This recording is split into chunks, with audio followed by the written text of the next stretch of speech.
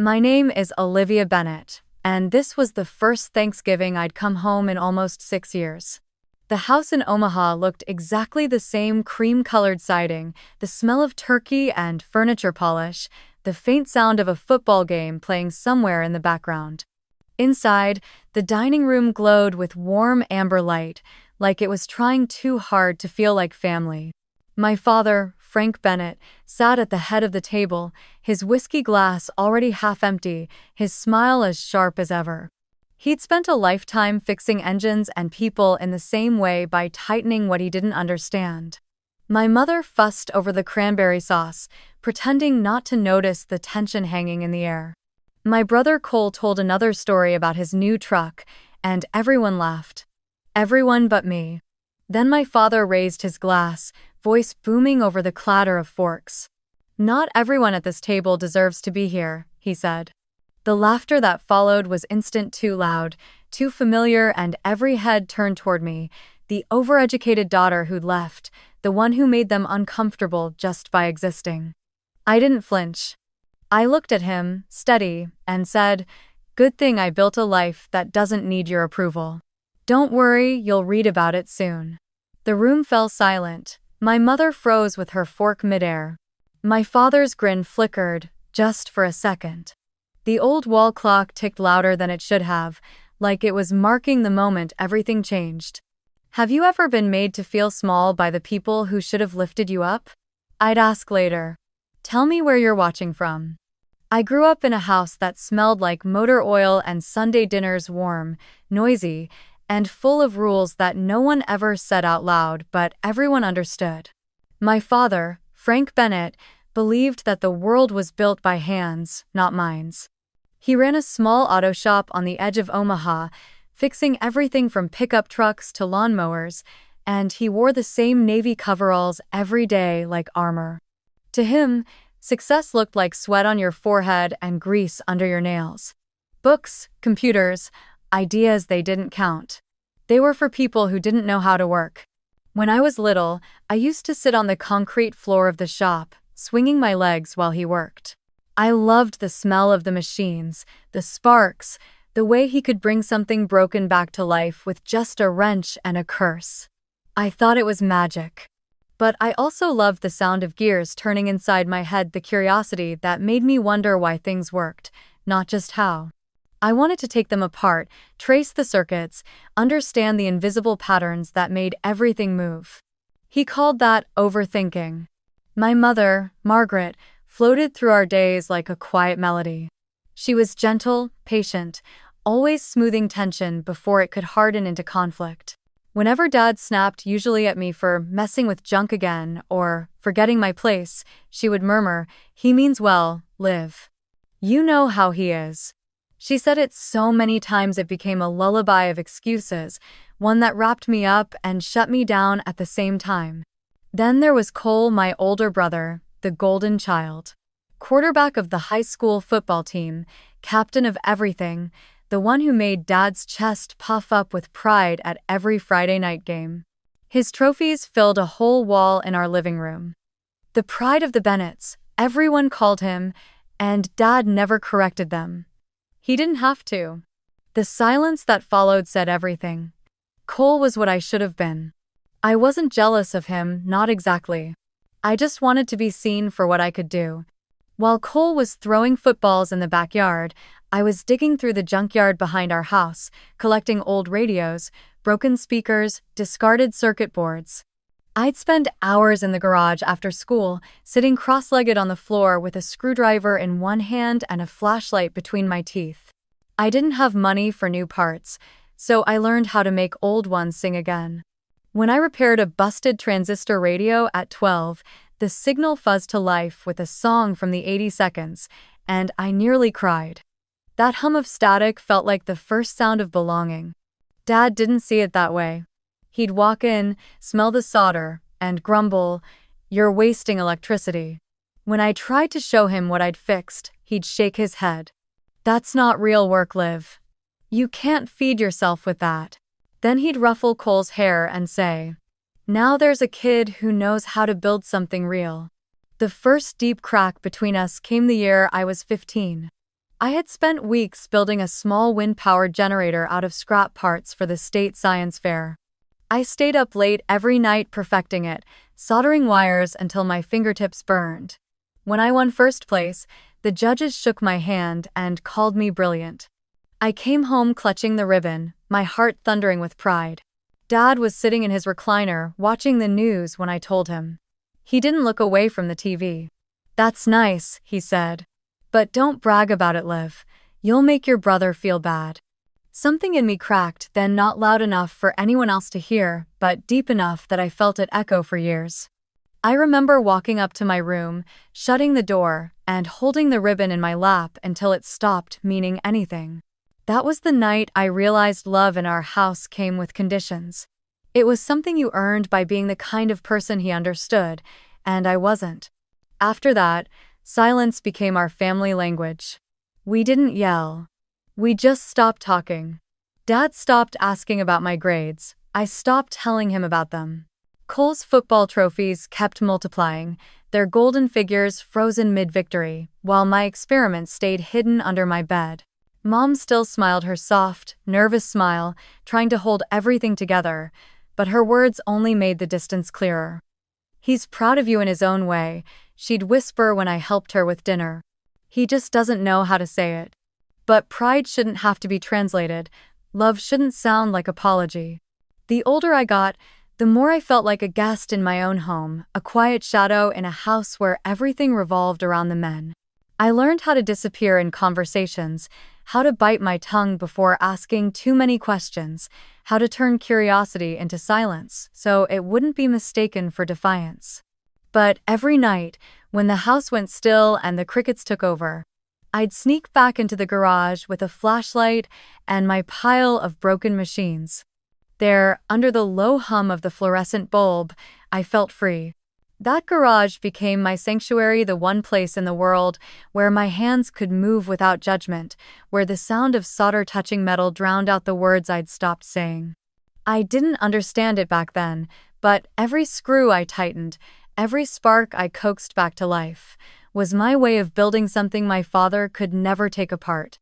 The garage behind our house wasn't much, just a square box of concrete with rusted shelves, a cracked window, and a single yellow bulb that flickered like it was deciding whether to keep trying. In winter, the cold bit through my sleeves, and my breath came out in clouds that hung in the air before vanishing. But that space, with its smell of motor oil and dust, felt more like home than any room inside the house ever did. The floor was always littered with screws, old radios, and things no one cared about but me. It was chaos, but it was my chaos. I built my first circuit board there when I was 16. It wasn't perfect, the solder joints were uneven, the wires crooked, but when I flipped the switch and saw a tiny red light flicker to life, I felt something I hadn't felt in years. Control. For once, the world responded to me.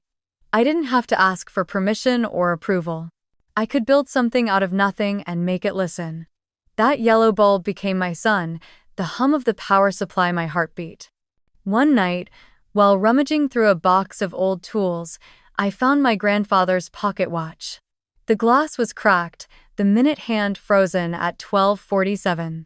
Dad used to keep it in his drawer, calling it junk from another time. But when I held it, I felt its weight like it carried a story still trying to move.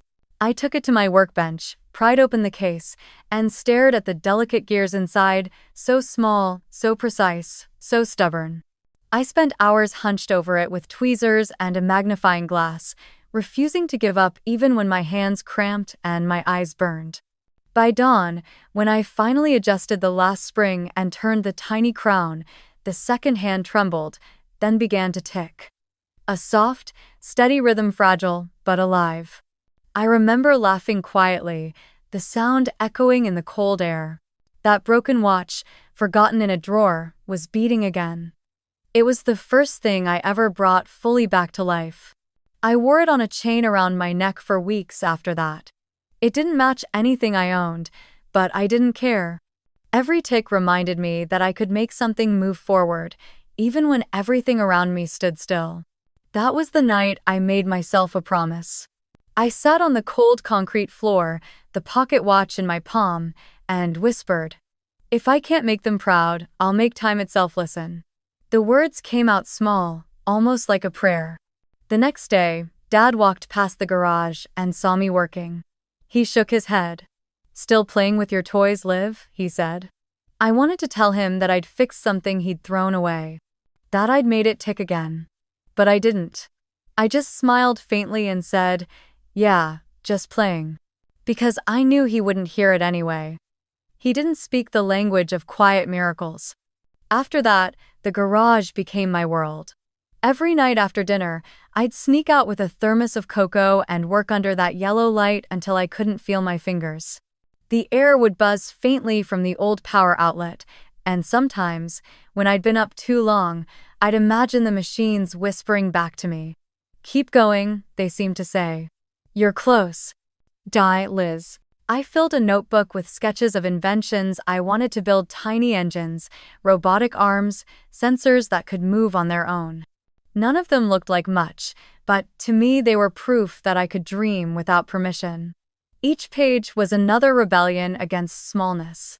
Sometimes, when the wind was strong, I could hear the faint sound of the high school stadium from across town, the crowd cheering for Cole's team. The noise always came in waves, sharp and distant. It used to make me feel invisible. But as the watch ticked in my pocket and my soldering iron glowed, I realized I didn't need to be in that stadium to matter. My victories were smaller, quieter, but they were mine. I remember one night, I stood at the garage door, looking out at the frozen yard, the lights from the house flickering behind the curtains. Everyone inside was laughing, probably about Cole's latest touchdown, maybe about me. I smiled anyway, a little sad, a little proud. Then I whispered to the dark, "One day, I'll build something that moves the world even if they never see it." The words didn't echo, but they didn't need to. The garage heard me. The machines heard me. And so did time. The watch in my palm ticked on, slow and steady, like it agreed. The letter came on a Tuesday afternoon, tucked between a pile of bills and a hardware store catalog. I almost missed it. The envelope was thin and white, stamped with the blue seal of the Massachusetts Institute of Technology. I didn't open it right away. My hands were shaking too hard. For a moment, I just stood in the kitchen, staring at it, hearing the faint tick of my grandfather's pocket watch in my jacket pocket like a heartbeat reminding me to breathe. When I finally tore it open, the words blurred before they even made sense. "We are pleased to inform you that you have been awarded a partial scholarship to MIT." I read it again and again, whispering the words out loud just to be sure they were real. A partial scholarship. I had done it. I ran outside to the garage, letter in hand, like it was proof of something I'd been trying to say my entire life.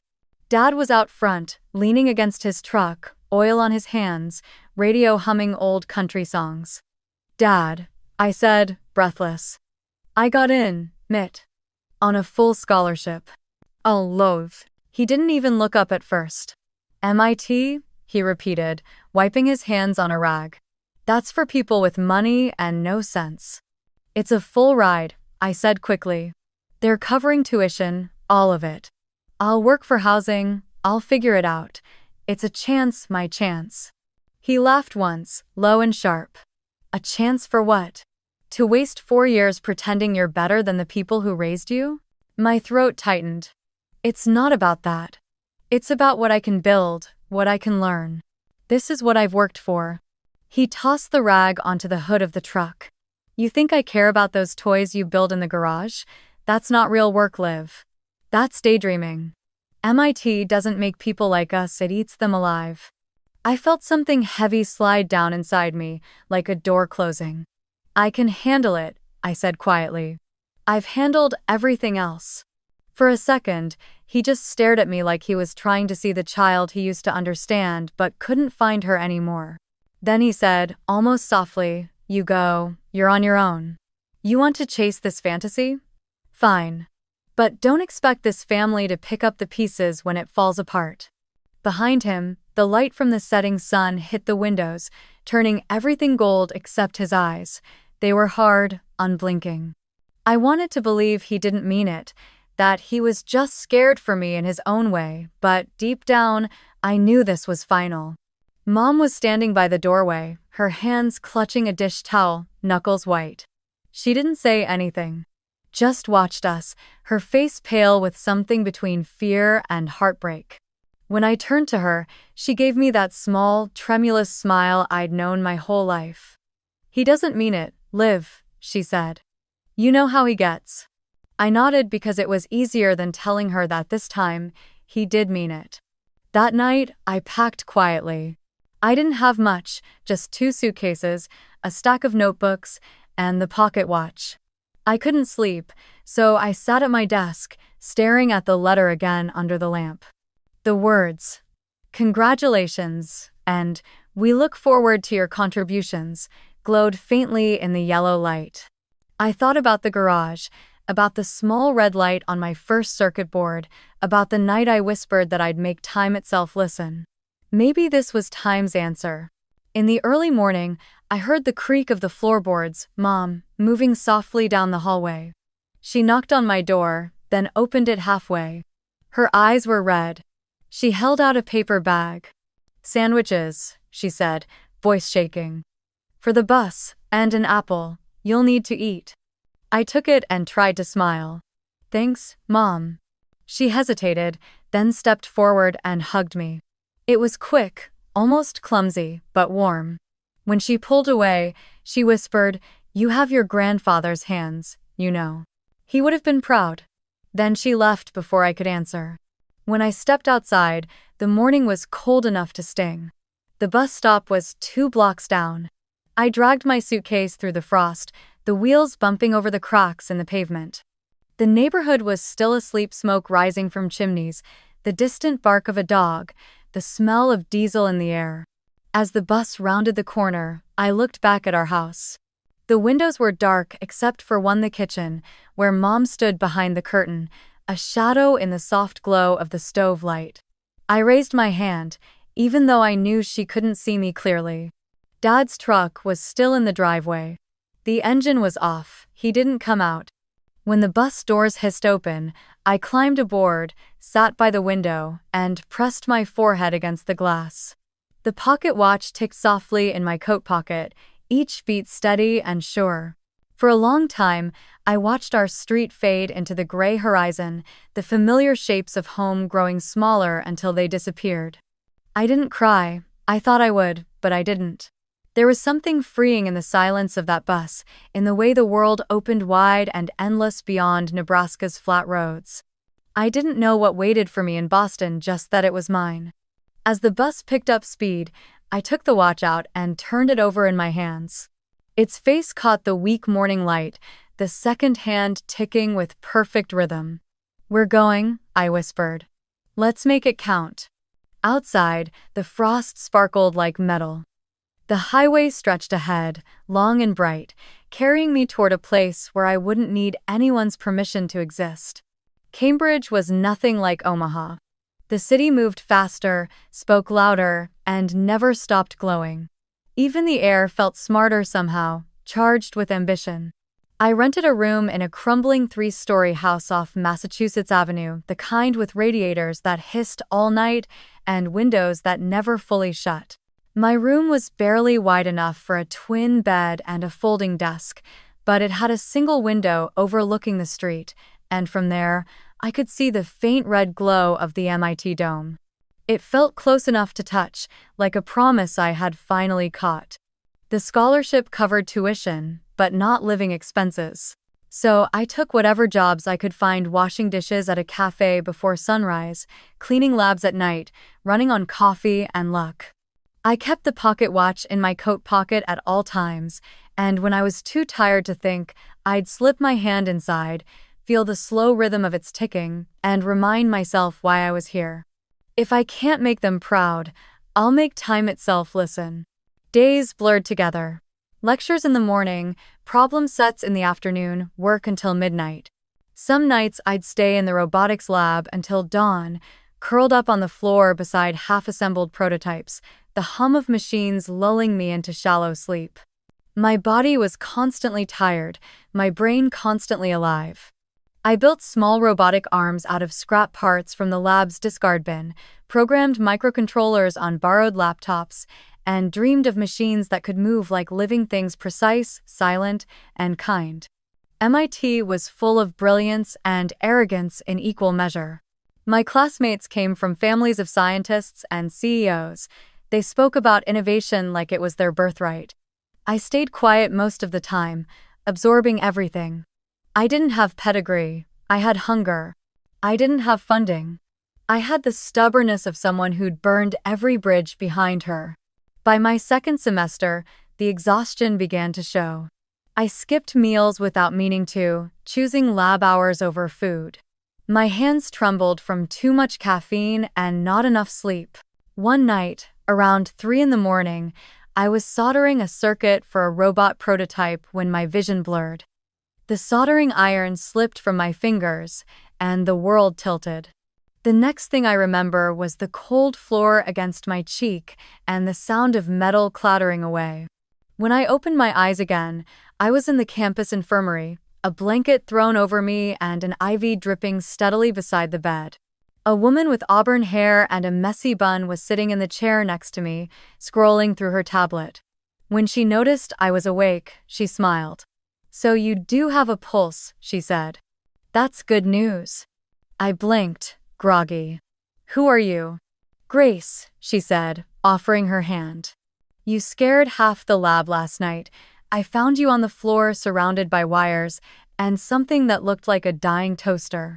You really know how to make an impression." I managed a weak laugh. "It's supposed to be a delivery unit."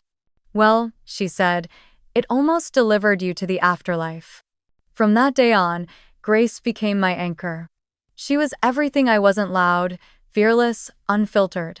She came from Seattle, studied biomedical engineering, and somehow always found time to cook. "You can't run on vending machine granola bars," she'd scold, showing up at my door with soup in a plastic container. "Brains need fuel, live.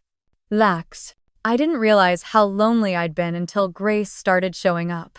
She didn't ask about my family, and I never volunteered the story. We didn't need to. We spoke in blueprints and equations, in long nights at the lab and quiet cups of coffee at the all-night diner down the street.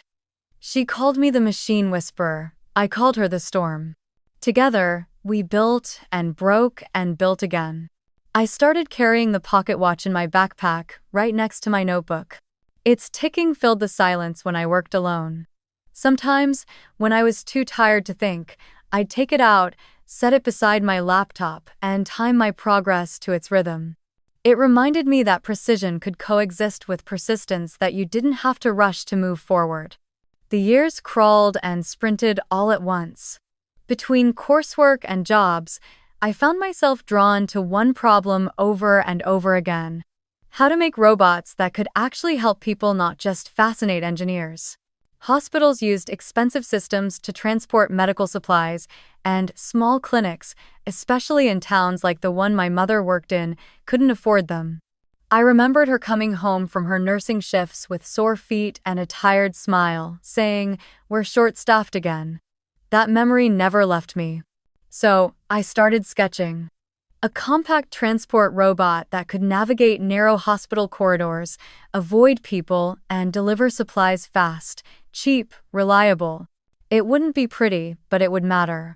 The kind of invention that could make real lives easier. Grace caught me hunched over the sketches one night. "You're building something," she said. "I can tell by the look on your face." "Not yet," I said, tracing a line on the blueprint. "But I will. I want to make something that matters." "Something that moves the world?" she teased, echoing the words I hadn't said aloud in years. I smiled faintly. "Yeah, something like that." We spent countless nights working together in the lab. When we couldn't afford parts, we borrowed from broken prototypes. When we ran out of time, we skipped sleep. Every time the robot failed, we rebuilt it, laughing through frustration. Grace had a way of making the impossible seem temporary. There was one night, after a long test run finally succeeded when we sat on the floor eating cold noodles straight from the container. The robot rolled past us, humming quietly as it carried a tray from one end of the room to the other. "You realize," she said, "you just built the thing you used to dream about." I watched it move, slow but steady, and felt something rise in my chest, something that felt like pride but softer. "Not yet," I said. "This is just the start." I didn't tell her that I was already imagining where it could go into small-town hospitals, rural clinics, places forgotten by progress.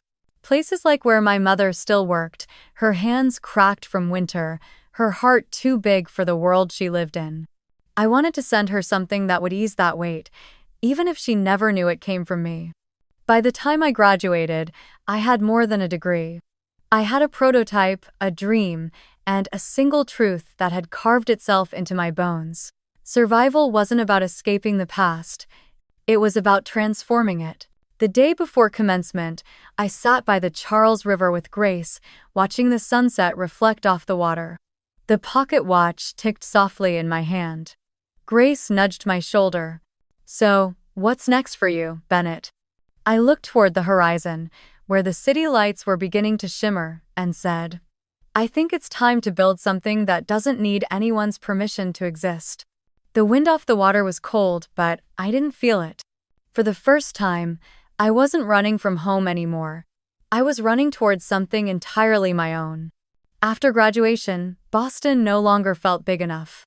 The city had given me everything I needed to become who I was, but it also reminded me too much of survival, of cold nights and fluorescent lights and ramen dinners that tasted like determination.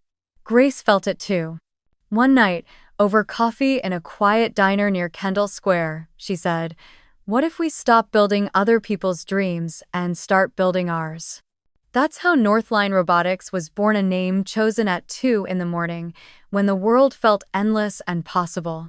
We packed our few belongings into her old hatchback, strapped the prototypes into the back seat with duct tape, and drove west until the skyline gave way to mountains.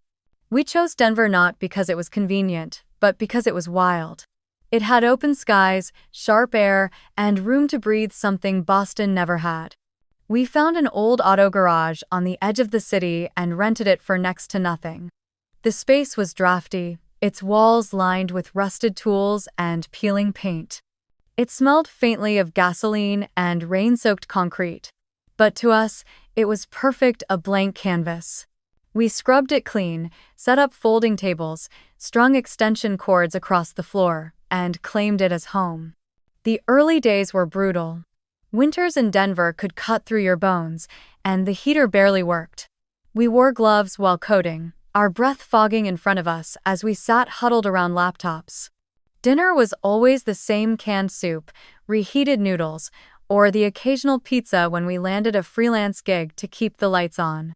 The nights blurred together, code turning into numbers, numbers turning into hours, and hours turning into years. We built everything by hand: frames, sensors, circuitry. Grace handled design, I handled mechanics and algorithms. Our first prototype, Northline 1, was small, clunky, and constantly breaking. Its navigation was shaky, its sensors unreliable, but it had a pulse. We stayed up entire nights rewriting code and soldering joints until our fingers went numb. Every time we thought we were close, something failed spectacularly: motors overheating, software loops freezing, batteries dying in smoke. Money ran out faster than courage. Investors smiled politely but passed. They didn't understand why two women with no corporate backing thought they could compete with billion-dollar robotics firms. Too niche, they said. Rural healthcare doesn't scale. They were right about one thing: it didn't scale easily. But that wasn't the point. It wasn't about markets or profits. It was about meaning. I wanted to build something that mattered to people who were never seen. By the second year, our accounts were nearly empty. We owed back rent on the garage, our equipment was failing, and even Grace, eternally optimistic. Grace started to lose her light. One night, she slammed her laptop shut and said, "Maybe they're right, Liv, maybe no one's waiting for this." I didn't answer. I just stared at the old pocket watch sitting on the workbench beside me. It was still ticking, steady and patient, like it always had. I thought of my father's voice, "MIT is for people with money and no sense."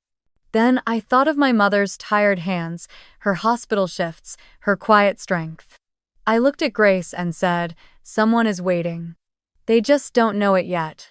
The next morning, I wired every last dollar from my personal savings into the company account. Grace didn't find out until later, when she checked the books and froze. "You put in everything?" she asked. "Everything you had?" I nodded. "If we're going down, I'd rather do it building something real." She stared at me for a long time, then exhaled. "Okay," she said finally. "Then let's make it count." A month later, a hospital in rural Montana reached out. Their administrator, Dr. Patel, had read a small blog post about our prototype and wanted to test it. "We can't afford the big commercial systems," she said over the phone. "But we'll take anything that works."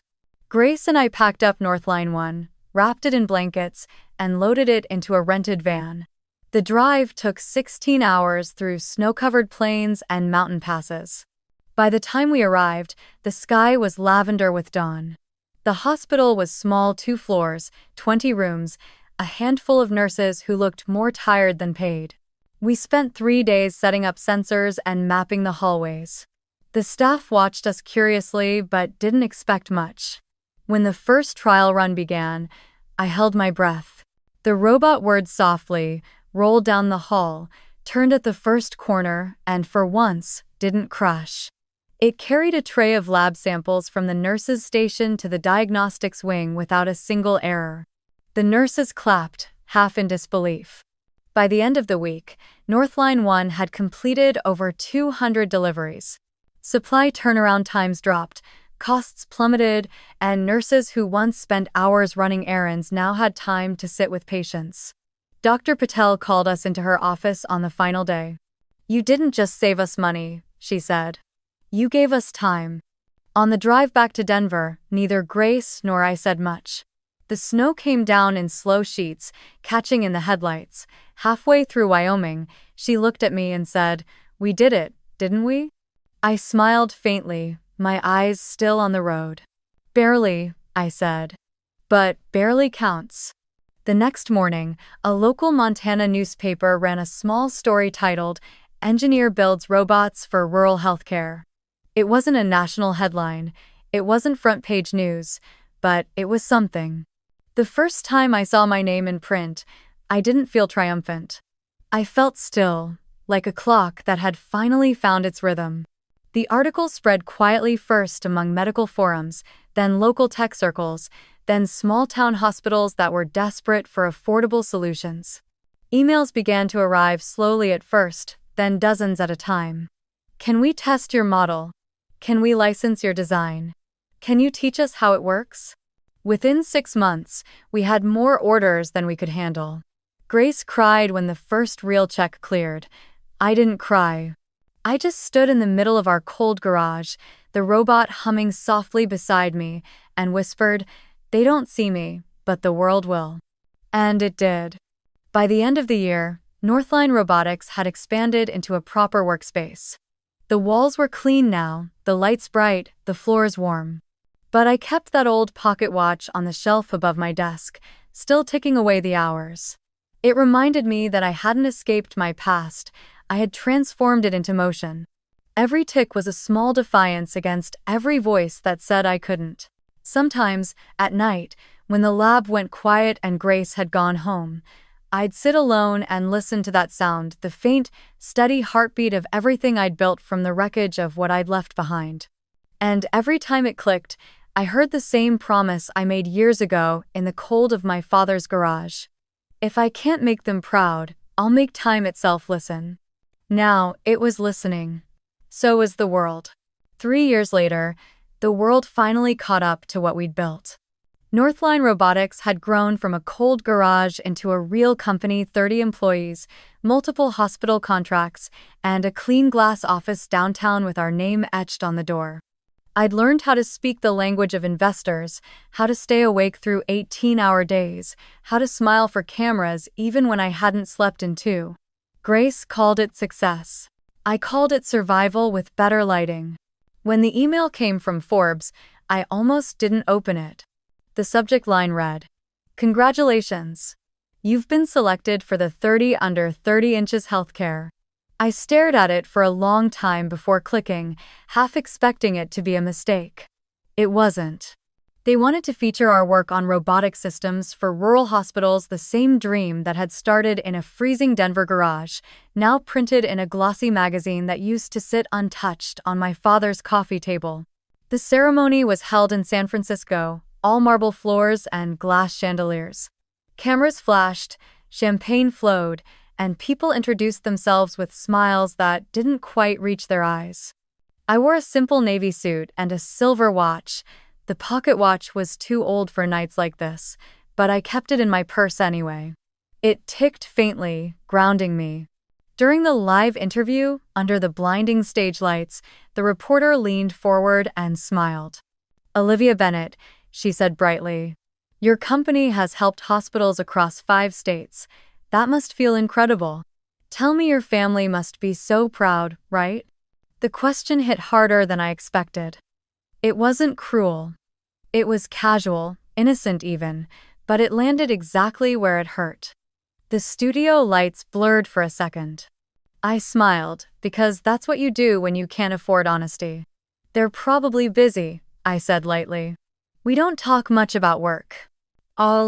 The interviewer laughed politely, moved on to the next question, and the cameras kept rolling. I answered everything perfectly measured, articulate, unshakable.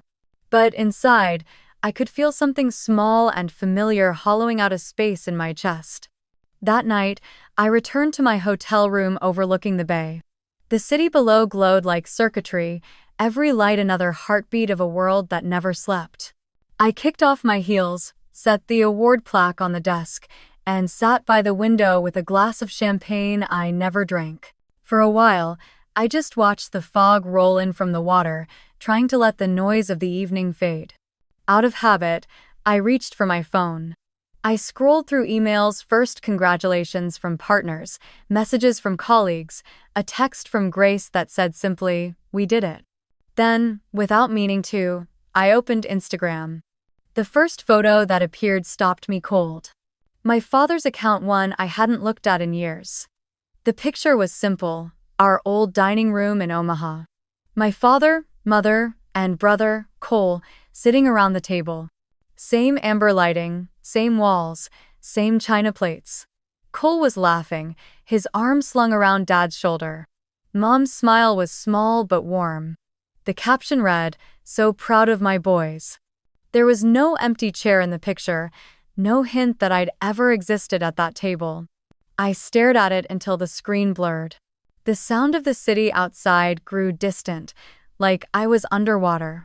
I set the phone face down and let the silence fill the room.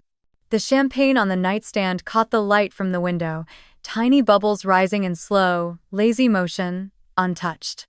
I leaned back against the cool glass and closed my eyes. This was supposed to be the moment that made everything worth it, the recognition, the validation, the proof. But instead, it felt hollow, like applause in an empty room. I had built everything I'd promised myself I would, everything they said I couldn't. And yet, the people I'd once wanted most to see me had never even looked up. I reached for my purse and took out the pocket watch. It was still ticking, steady and unbothered. For years, that sound had meant hope, momentum, progress, defiance. Tonight, it just sounded like time passing, indifferent to what I had built or lost. I set it on the nightstand beside the champagne, the faint reflection of the city lights glinting across its surface. Outside, the fog thickened, swallowing the skyline until only the faint glow of streetlights remained. I whispered into the empty room. "They don't see me, but the world will." The new apartment sat high above downtown Denver, its walls made almost entirely of glass. From where I stood in the living room, the Rockies stretched across the horizon like a memory that refused to fade. The morning light spilled in softly, catching on the clean lines of the furniture, the pale oak floors, the quiet hum of a city waking below. For the first time in years, I didn't hear machines, alarms, or footsteps in hallways, just air. Just silence. When I moved in, I promised myself I wouldn't fill the space with noise. No clutter, no chaos, no ghosts. The walls were bare except for 3 frames. My MIT diploma, the first Northline robotics blueprint, and a photo of the prototype that saved that Montana hospital. Between them hung the pocket watch, encased in glass. It still ticked, its rhythm soft and steady, a reminder not of struggle anymore but of arrival. The centerpiece of the apartment wasn't the view or the decor. It was the table. I'd commissioned it from a local craftsman who salvaged wood from abandoned barns in the mountains. 12 feet long, reclaimed walnut, with 12 identical chairs. No head, no end. Everyone equal. When it was delivered, the craftsman asked if I wanted to stain it darker, make it look more formal. I told him no. Let it keep its scars, I said. It's the only honest thing in here. That table became the heart of my home. Not for show, not for meetings or media interviews, but for something quieter solitude without loneliness. Some nights, I'd make a simple meal, just soup and bread, and eat in the soft glow of the pendant light hanging above it. Other nights, I'd spread out sketches for new prototypes, tracing ideas across its worn surface until dawn. There was a peace in that routine, a rhythm I had never known in the house I grew up in. I used to think success would sound like applause or recognition.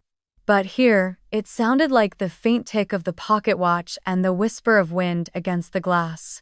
It was the kind of quiet you don't earn by running faster, it's the kind you reach when you finally stop. Sometimes I caught myself staring at that table for long stretches, imagining what it would feel like to have it full, people talking, laughing, no one trying to prove their worth, no one sitting lower or higher than anyone else. Maybe that was the real dream all along. Not robots or headlines or companies, but a seat at a table where everyone belonged. There were no family photos anywhere, not out of bitterness but out of truth. They didn't belong here. This space wasn't built on nostalgia, it was built on reclamation. I had spent too many years trying to make something out of absence, too many nights wanting someone else's approval to make me whole. Now, the absence was part of the design. Every inch of quiet, every empty chair was exactly where it should be. When guests visited, colleagues, new friends, the occasional journalist, they always commented on the view. "It must feel amazing to live up here," one of them said once.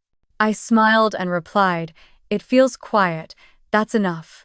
At night, Denver glittered below like a field of stars that had fallen to earth.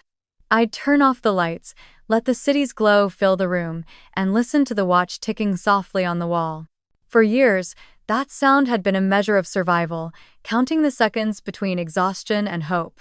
Now, it was the sound of stillness, of time that didn't need to be outrun. Sometimes, when I caught the reflection of the mountains in the glass, I'd think about that old dining room in Omaha, the rigid table, my father's voice, the laughter that cut sharper than words. The contrast was almost surreal. There, I had learned to stay small. Here, I had learned to take up space without apology. I didn't build luxury. I built peace. And for the first time, it was enough. The message arrived on a gray Tuesday morning, the kind of day when Denver felt more like sky than city. 6 p.m. Thursday. "Mom misses you." Mom. Just that. No emojis, no pretense of small talk. 7 words that landed heavier than they should have. I must have read it a dozen times, the cursor blinking on the screen like a heartbeat. It had been years since I'd gone back to Nebraska, years since I'd stepped inside that house with its amber light and walls that could hold a grudge. I'd promised myself I wouldn't return unless I wanted to, and I wasn't sure if this counted as wanting. But "Mom misses you" was enough. It always had been. So Thursday morning, I packed a small bag, grabbed my coat, and started driving east. The miles blurred by in slow stretches of highway and empty plains, the mountains fading behind me like a memory I wasn't ready to let go of. The pocket watch sat on the dashboard, its steady tick filling the silence between radio static and wind. By the time I reached Omaha, dusk had settled over the streets, washing everything in the kind of pale orange that made even the ordinary look forgiving. Their house looked smaller now, like someone had pressed time down on it. The shutters still green, the porch light still flickering. For a moment, I just sat in the car, engine running, hands gripping the steering wheel. Then I turned it off, pocketed the watch, and walked to the door. Mom opened it before I could knock. "Liv," she said softly, the same voice that used to wake me for school. Her smile trembled, caught between guilt and relief. "You made it." I did. I tried to smile back. The warmth hit me first, the smell of turkey, cinnamon, and something faintly metallic, like memory. The dining room was just as I remembered. Too much light, too little space to breathe. My father sat at the head of the table, same spot, same posture, older but unchanged. His hair had thinned, his shoulders stooped slightly, but his presence still filled the room like static. He looked up, surprise flickering across his face before he masked it with a tight smile. "Well," he said, "didn't think you'd actually come." "I almost didn't," I said, matching his tone. Cole was there too, sitting beside his wife, a broad grin on his face. "Liv, you wouldn't believe it, we just finished remodeling the house, built it ourselves. 4 bedrooms, garage big enough for both cars. Dad says it's the pride of the Bennetts." Of course he did. I smiled politely, let him talk. He filled the air with stories about Little League and mortgage rates, the safe kind of talk that kept everything else buried. I nodded in the right places, laughed when I was supposed to. Mom busied herself at the counter, her movements careful, as if one wrong sound might break the fragile peace. The conversation stayed light for most of dinner, but it was the kind of light that flickers before it burns out. Every word was layered with the things none of us were saying. My father asked about my machine company in the same tone someone might ask about a hobby. My mother asked if I was eating enough. Cole offered to set me up with one of his friends who liked smart women. It was after the second bottle of wine that the air changed. My father leaned back in his chair, swirling the glass in his hand. His cheeks were flushed, his eyes gleaming with the kind of nostalgia that usually precedes cruelty. He raised his glass, voice booming like old times. "You know," he said, "not everyone at this table deserves to be here." The words hung there for a beat, heavy and familiar. Then the laughter came, soft at first, then louder, rolling across the table like the echo of another lifetime. Cole laughed because that's what he'd always done. His wife joined in. Even Mom gave a nervous, automatic smile, the kind that meant, "Please, let's not make this worse." All eyes turned to me. The clock on the wall ticked once. I set down my wine glass, carefully, deliberately, as if the act itself mattered. I looked at him, not angry, not wounded, just clear. "Good thing I built a life that doesn't need your approval," I said. My voice was calm, steady, unshakable. "Don't worry, you'll read about it soon." The laughter stopped instantly. The room went still, like someone had pulled the air out of it. My mother froze with her napkin in hand, eyes flicking between us. Cole cleared his throat, muttered something about dessert, but no one moved. My father's face hardened. He didn't speak, but his grip on the glass tightened until his knuckles went white. I stood slowly, my chair scraping against the hardwood. "Thanks for dinner, Mom," I said softly. "The food was good." They. She opened her mouth to say something, apology, maybe, but nothing came.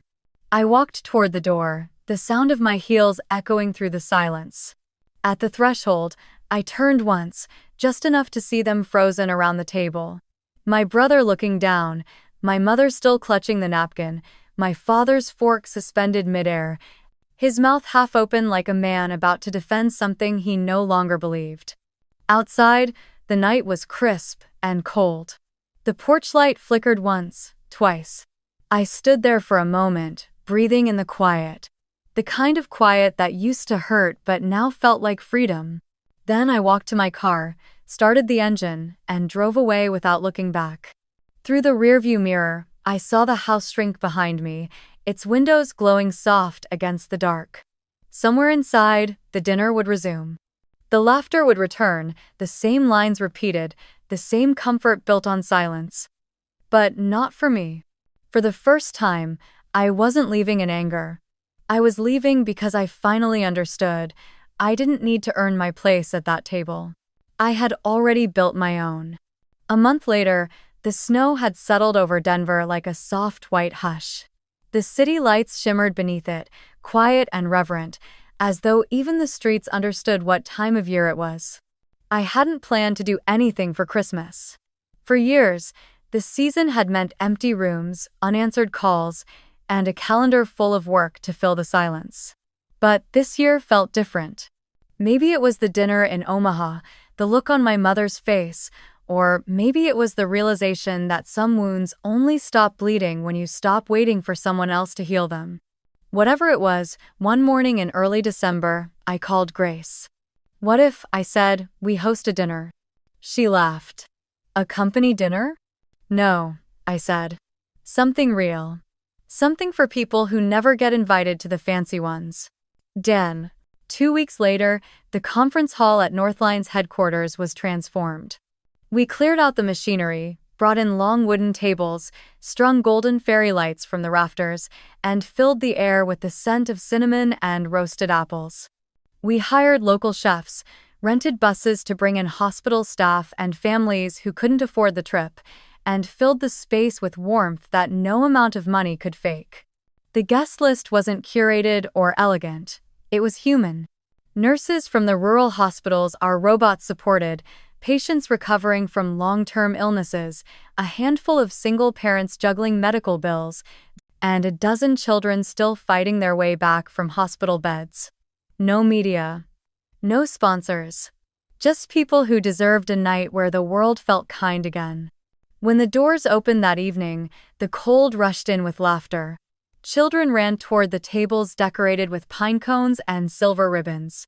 The nurses, still in their scrubs, shyly accepted mugs of cider. Music floated through the air, soft jazz, just enough to make the room feel alive but never loud enough to drown out conversation. I moved between the tables quietly, checking that everyone had what they needed. Grace had dressed up as Mrs. Claus, handing out wrapped scarves and gloves to anyone who came near. A local bakery had donated gingerbread cookies shaped like gears, her idea, not mine, and they disappeared almost instantly. Halfway through dinner, one of the older nurses, a woman named Karen, caught my hand. "You didn't have to do this," she said, eyes glistening. "I know," I said softly. "That's why it matters." The food was simple but perfect: roasted turkey, sweet potatoes, apple pie warm enough to melt the cold out of anyone. Laughter grew louder as the night went on, weaving through the music and the clinking of cutlery. It was the sound of belonging, raw and unpolished. I was pouring cider for one of the kids when I noticed a man with a camera at the door. Then 2 more. Local reporters, drawn by word of mouth. I hadn't invited them, but I didn't send them away either. Some stories don't need hiding. One of them, a young woman with a notepad and an earnest smile, approached gently. "Miss Bennett," she said, "we heard you organized this whole thing yourself. Would you mind telling us why?" I looked around the room at the nurses laughing with their patients, at the children tearing open presents wrapped in bright red paper, at Grace pretending to be shocked every time someone thanked her. Then I smiled. "Because everyone deserves a seat at a table," I said, "especially those who are told they don't." She nodded slowly, eyes soft. "That's beautiful." I shrugged. "It's just the truth." Artel. She left soon after, but not before her photographer snapped a few pictures me sitting beside one of the children, a little girl in a wool hat too big for her head, her IV port tucked beneath her sleeve. Her name was Lily. She was 8 years old and recovering from leukemia. She told me she wanted to be an engineer someday. "Like Iron Man," she whispered, grinning through missing teeth. We talked for nearly an hour. She asked endless questions about the robots, about how they moved and what they could do. I showed her sketches on my phone, and she drew her own version on a napkin, a lopsided little machine with a smiley face on its screen. When I told her it was perfect, she giggled, that bright, clear sound only children seem to carry. Later, when the night was winding down, she looked up at me with wide, serious eyes and asked, "Do you have a family?" The question landed softly, but deep. For a moment, I didn't know how to answer. The truth was complicated, heavy, but she wasn't asking for a confession, just honesty. So I smiled and said, "Tonight, I do." She nodded as if that made perfect sense. When the last guests left and the music faded, the room was a beautiful kind of chaos: crumbs on plates, ribbons scattered on the floor, the faint smell of cinnamon still clinging to the air. I stood there for a long moment, taking it all in. The laughter still echoed faintly in my ears, a sound so full it almost hurt. Grace came up beside me, her cheeks flushed, her hair escaping from the Santa hat. "You realize this is going to be all over the news tomorrow," she said. "Let them write what they want," I said, smiling. "It's not about that."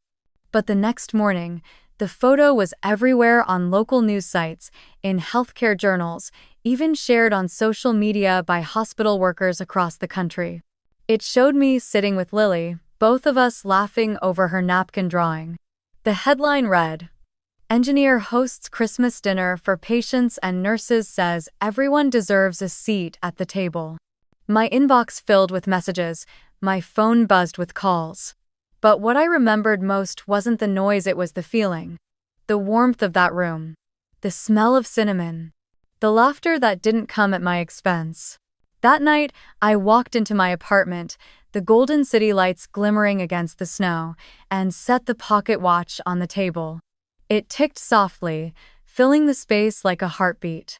For years, that sound had marked time passing without meaning. Now, it sounded like grace. And for the first time, I realized something simple, something I'd spent years chasing without knowing why. I didn't need to be proud of where I came from. I just needed to be at peace with where I'd arrived. The next morning, the world outside was still blanketed in snow, soft and bright under the Denver Sunday. The apartment was quiet except for the faint hum of the heater and the steady ticking of the pocket watch on the table. I was making coffee when my phone began to ring. The number was familiar but unexpected: home. For a second, I almost didn't answer. Then I did. "Liv?"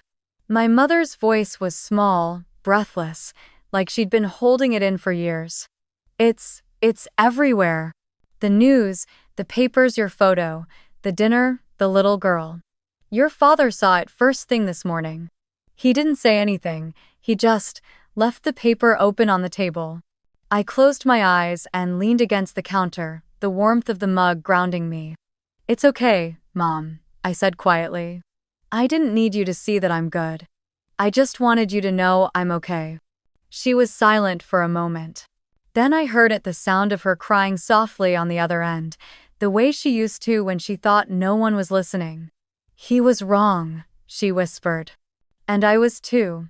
I told myself staying quiet would keep the peace, but silence never protected anyone. I see that now. I swallowed the ache in my throat, staring out the window where snow still drifted down like ash. "I know, Mom," I said gently. "You don't have to explain." "I should have stood up for you," she said, her voice breaking. "I should have told him to stop, that you didn't need to be like him or your brother to make us proud. I thought I was keeping the family together, but all I did was lose you." The words hit harder than I expected. Not because they were harsh, but because they were honest, the kind of honesty that comes too late and still matters anyway. "You didn't lose me," I said softly. "I just had to go build something else before I could come back." She laughed through her tears, a shaky, fragile sound. "Your father." She paused, searching for the words. "He didn't say anything, but when he read the article headline, 'She built a table for those who had none,' he just sat there. For a long time, then he folded the paper and walked out to the porch. I pictured it instantly. The old kitchen bathed in morning light, the newspaper spread across the wooden table, the same table where those words had once been spoken. Not everyone at this table deserves to be here. And now, years later, another table, another story, printed for the world to see. Maybe he's thinking, I said. That's a start. Do you think he'll call? She asked. I smiled faintly. I don't need him to. She was quiet again, the kind of quiet that felt like a breath after a storm. It's Christmas soon, she said finally. If you want, I mean, you don't have to, but… Mom, I interrupted gently. Every Christmas gives us another chance to start again. Maybe this one's yours. I heard her inhale sharply, then exhale in relief, like a weight she'd been carrying had finally slipped off her shoulders. I love you, Liv. I know, I said, and meant it. I love you too. When the call ended, I stood there for a long time, the phone still in my hand, the apartment wrapped in the hush that follows forgiveness. Outside, the snow had stopped falling, and sunlight streamed through the window, scattering across the long wooden table. On it sat the folded newspaper, the Denver Post, its front page still visible. Engineer builds a table for those who had none. Beside it lay the pocket watch, its face reflecting the light, its steady tick echoing softly through the room. I sat down, running my fingers along the worn wood grain of the table, tracing its imperfections. Every mark told a story, the late nights, the loneliness, the building and rebuilding of a life that no longer needed permission to exist. For the first time in a long time, I didn't feel angry or small or unseen. Just peaceful. Whole in the quiet. The watch kept ticking, unbothered by the world's noise. Its rhythm filled the space like a heartbeat, patient and alive. I smiled to myself, looking out over the snowy Denver skyline, the mountains standing tall in the distance, strong, steady, and forgiving. Time, I thought, doesn't heal by erasing. It heals by keeping rhythm until you're ready to dance again. And as the city shimmered below, I whispered into the stillness, "Merry Christmas, Mom." The watch ticked once more, steady and sure, the sound of life moving forward, one beat at a time. If anyone ever told you that you don't belong at their table, she begins, her voice low, steady, carrying the weight of experience and the warmth of release, build your own, make it wider. Fill it with the ones who are left standing in the cold, the ones who are told to wait their turn, to stay quiet, to be smaller.